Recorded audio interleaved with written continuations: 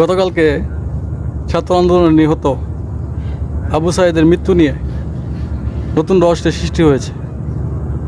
সামাজিক যোগাযোগ মাধ্যমে দেখলাম আবু সাঈদ পোস্টমর্টম রিপোর্ট যে প্রকাশ করা, সামাজিক যোগাযোগ মাধ্যমে পোস্টমর্টম যে রিপোর্টটি প্রকাশিত হয়েছে, এনে দেখা যাইতেছে আবু সাঈদ মাথার আঘাতের কারণে মারা গেছে। তার আগে ছাত্রদের দাবি ছিল আবু সাঈদ পুলিশের গুলিতে মারা গেছে। আরেকটা বিষয় দেখলাম, আবু সাঈদ যখন আঘাতপ্রাপ্ত হয়েছে ঠিক তার 5 ঘন্টা পরে আবু সাঈদ হসপিটালে লয়ে যাওয়া হয়েছে। এখন একটা প্রশ্ন স্বাভাবিকভাবে থাকে যে এই 5 ঘন্টা আবু সাঈদ কোথায় আছেন, কই আছেন?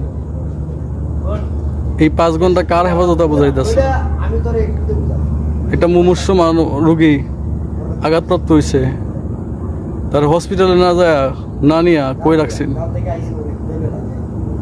এটা কি আসলেই আবু সাঈদের পুলিশে গুলিতে হত্যা হয়েছে, না তৃতীয় পক্ষ কোনো কারণ আবু সাঈদকে হত্যা করছে?